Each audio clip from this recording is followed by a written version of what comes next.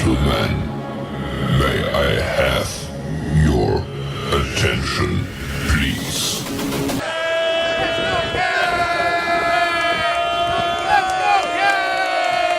The show starts in 3, 2, 1, go. What is going on, CaneSport? Good morning to you all. It is Izubee Charles, joined by Stephen Wagner, and welcome to Good Morning CaneSport. It is Thursday, March 21st, and I would like to thank everyone for joining us this morning to start your day off with the Stash and myself, Izubee Charles. Stephen, let's jump right into it. Yesterday, you spoke with the number one linebacker in the 2025 class, Ty Jackson, who made a bit of a surprise visit to Coral Gables Wednesday and will be back on campus this morning. After talking to Ty, what was that conversation like? Man, things went really, really well. Also, before I get started, I want to say that it is good to be back on Good Morning CaneSport because I think that I was somehow able to successfully get myself banished from GMCS, the same way that Matt's been trying to do for such a long time. I think I finally succeeded, but it does feel a little bit good to be back, even though we're going to be at practice here in a couple hours. But it does seem like day one of Jackson's visit went very well. We knew that he was going to be at Thursday's practice. Did not expect, but found out yesterday that he was on campus Wednesday as well. He went down a day early to try to get some extensive one-on-one time with Derek Nicholson, Lance Guidry, Mario Cristobal, and really the whole defensive staff. It has been a group recruiting effort to try to get Ty Jackson on campus. And, it's probably a little bit surprising to a lot of people. This was actually the first time that he visited Miami's campus. Kid from Seminole Ridge. This was the first unofficial trip that he's made. Miami has made trips up to Seminole Ridge to see him in person, perform some of these in-school visits. But this is the first time that he actually made the trip down to Coral Gables.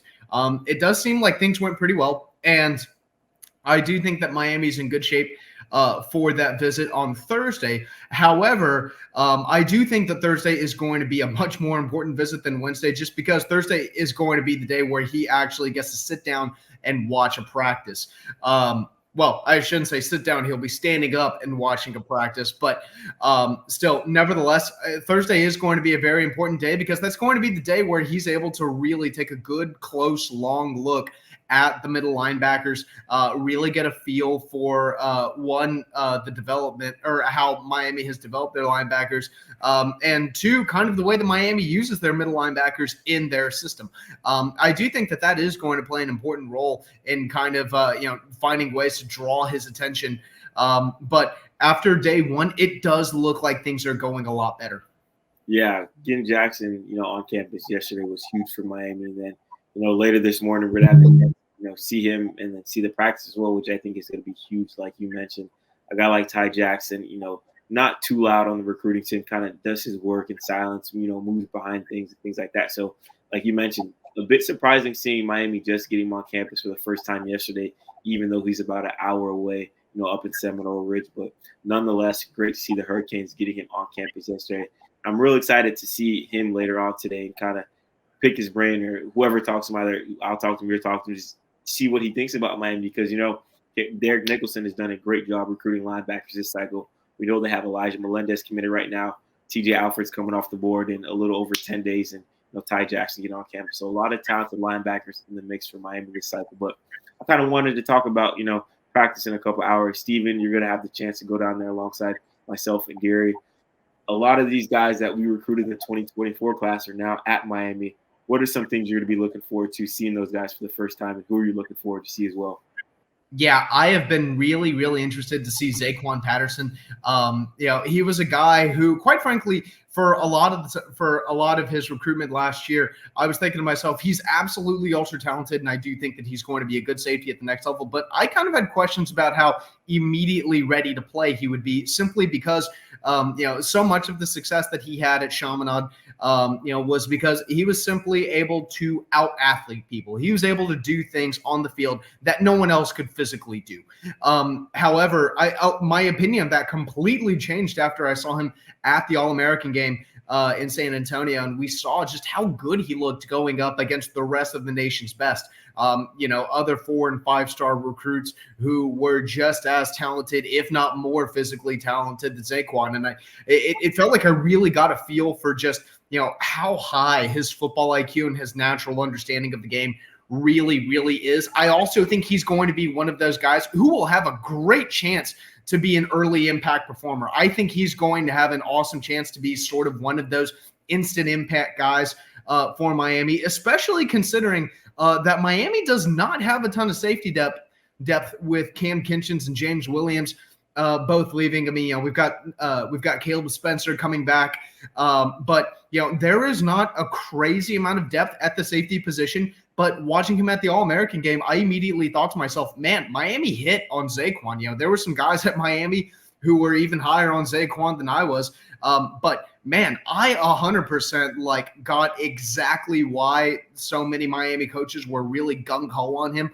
I completely understood, why he was a top 60, top 70 recruit or something like that in the On3 industry ranking. And I thought to myself, man, I think this kid is a lot more polished than I initially thought he was coming out of high school.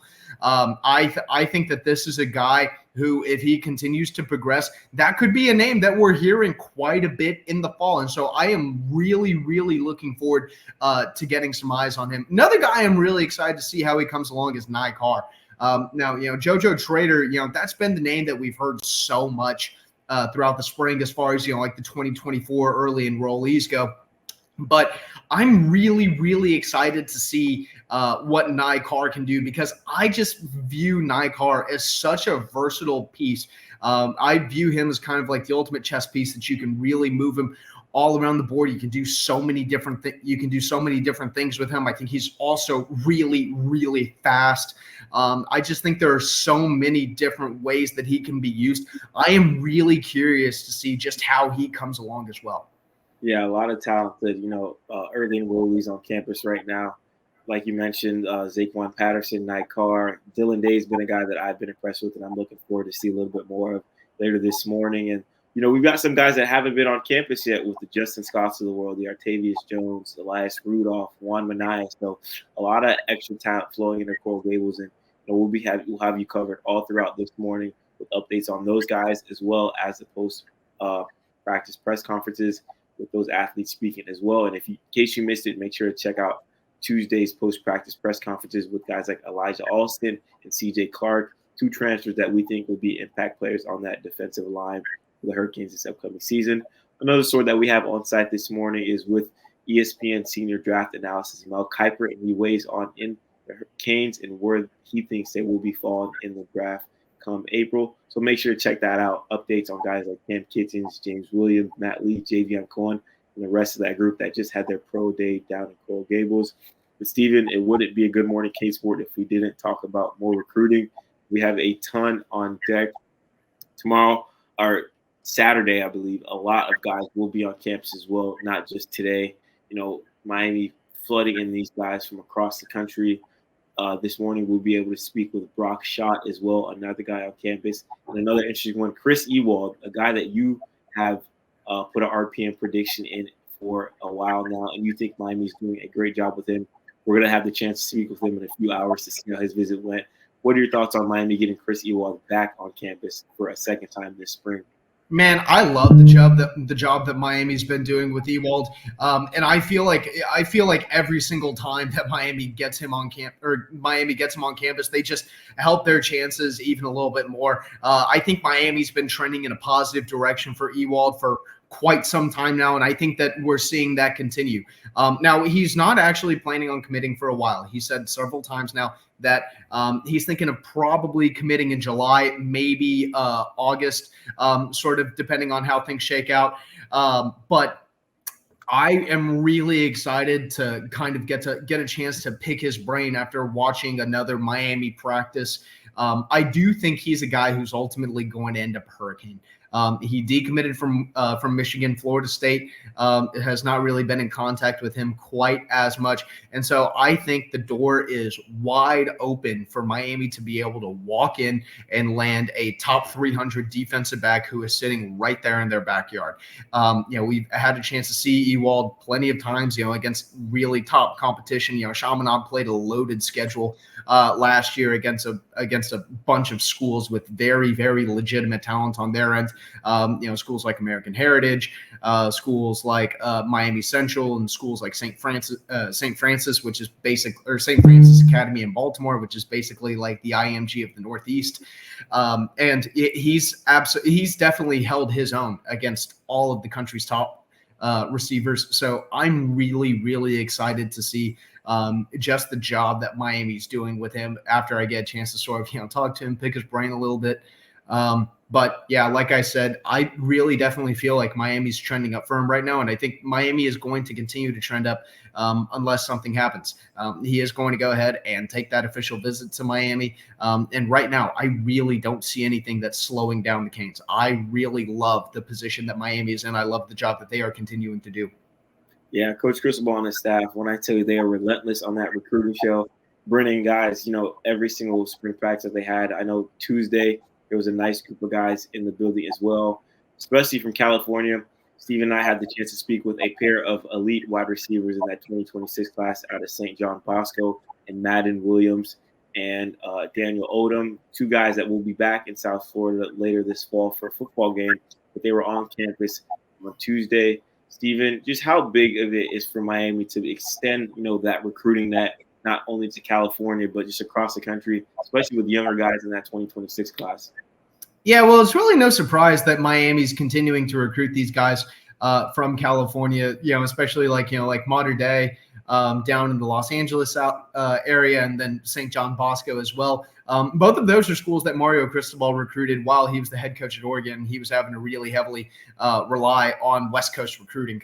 But I do think that Miami's doing a good job kind of getting their foot in the door with some of these top prospects, because, especially with 2026 guys who are, completely across the country on the opposite coast, I really think the biggest thing that you can hope to do if you're Miami, you're not looking to immediately become a kid's number one school, the first time they visits campus, especially for a lot of these, national recruits, and guys who are being recruited, very heavily by some of these West Coast schools that may have stronger recruiting ties to these different programs. What you're really just hoping to do is you are hoping to get on this kid's radar.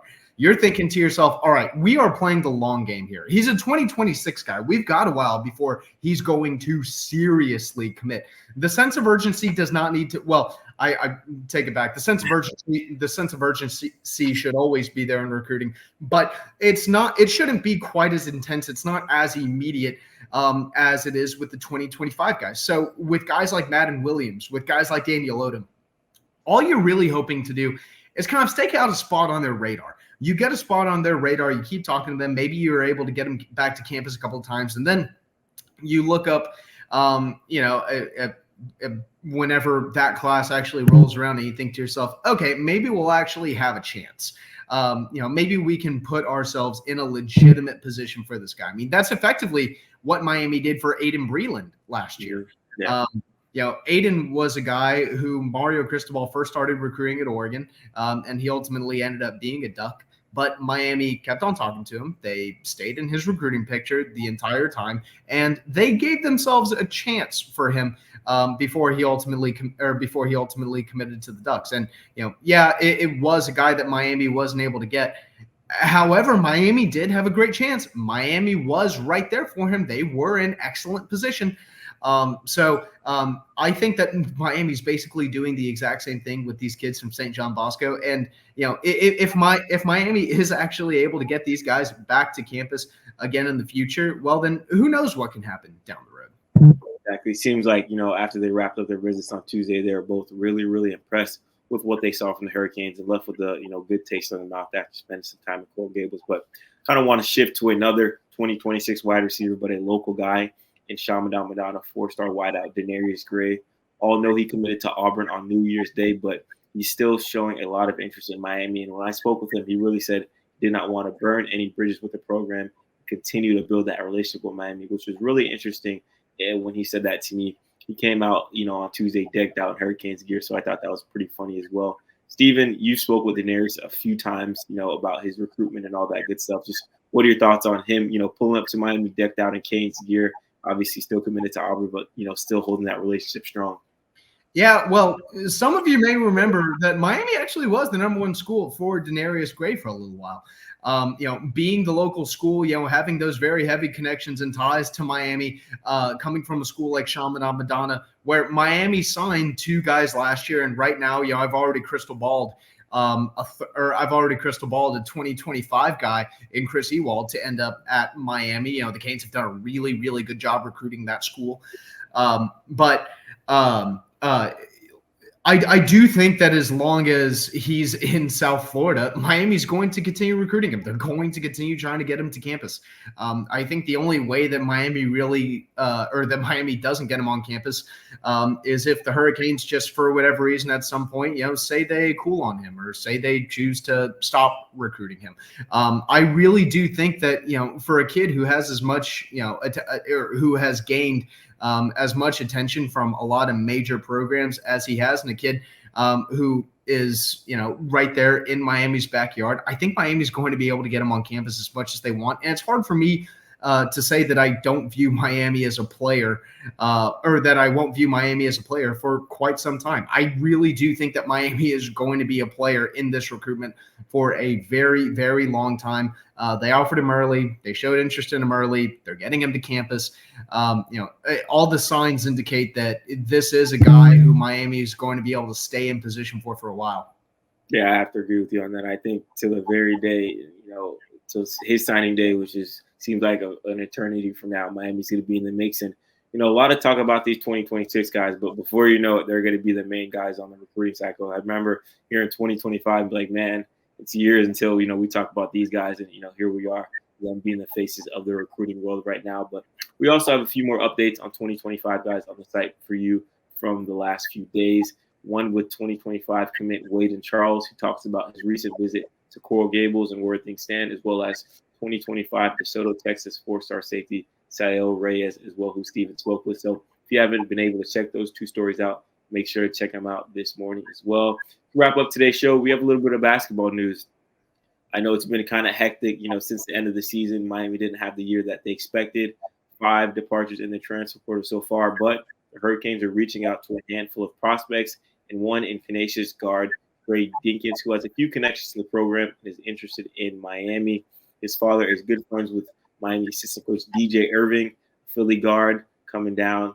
We have a few on the team now with Wilga Poplar and Jalil Bethea joining soon. So a guy Miami's interested in, had a few good showings against ACC teams this year, scoring 17 points against Syracuse and 15 against Pittsburgh. So a good guard, and we know how important guard play is, and Miami struggled with that this year. So definitely check out that story on Mr. Deakins and all the good stuff that we have on the site this morning. For Stephen Wagner, I'm Izubee Charles. Thank you all for joining us. Make sure to stay tuned on the site throughout the morning for a lot more news.